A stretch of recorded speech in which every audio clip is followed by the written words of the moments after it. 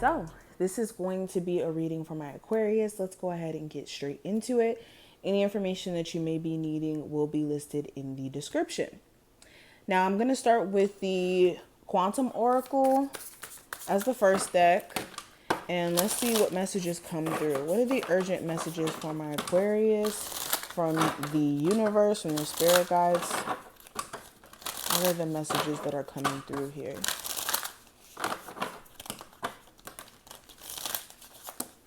Okay, so first card we have is the Six of Intentions.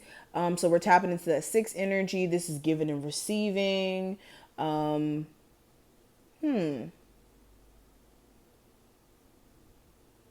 Intention is what you put out into the universe. But with playing it safe here, for a lot of you, there is a situation where you've been given a lot of yourself to a job, to a relationship, to a circumstance, right? And you haven't really been getting what you feel like you deserve back. And instead of really removing yourself from said situation, you could be literally playing it safe to where it's like, well, at least I know that this situation is going to consist of this. So I'm just going to, move in a way where I just don't separate myself from this relationship because it's comfortable, or I don't leave this job because it pays the bills. But Spirit is saying, like, look, it's time for you to stop playing it safe, because all this is doing is causing you, and I'm going to pick that card up, it's causing you to feel sad, disappointed. I saw that blue energy at the top, and I already was getting feelings of like depression. And a lot of the depression that you could be experiencing, or sadness, could be because you're not doing things authentically to you. You could be just doing things that pay the bills or get you by for the moment right now, I also have the Eight of People. Okay, so this is abundance. This is things moving forward. Okay, a lot of things being thrown at something. So we have new supportive connection. So where you may be having, like I said, a lot of overwhelming energy going on in an existing connection, whether you're with this person or not, you need to make sure that you're only attracting people, if you are going to date, who are open emotionally to experiencing something on that level with you. The worst thing you can do is try to like force somebody to get to know you or become interested in you or take you serious. Okay. Again, I'm getting this strong sense of a lot of you wanting a new connection in your life, but you could be just settling for something that's more outdated. Okay. Maybe even a new approach to your relationship would help. Maybe doing some fun things again, like how you guys did in the beginning of your relationship, especially if you feel like things are more so dry or kind of boring. I also have the Three of Energy. We have letting go here.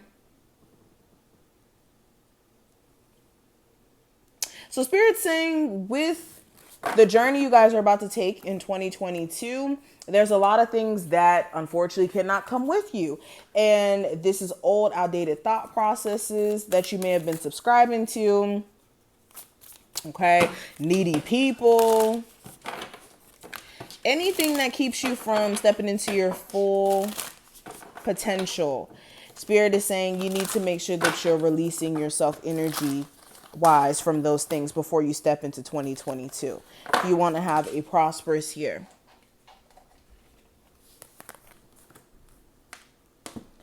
All right, so the next deck we're using is the Moonology Manifestation cards.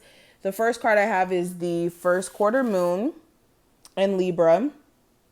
And it says, let your heart, or not let your heart, keep your heart open.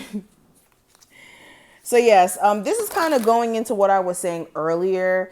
In order for you to attract certain things into your life, you need to make sure that your heart is in a space to receive. Okay. You could want things all day, but are you open to receiving them? Is your heart in a space to where you're able to give the best of yourself when new love comes around?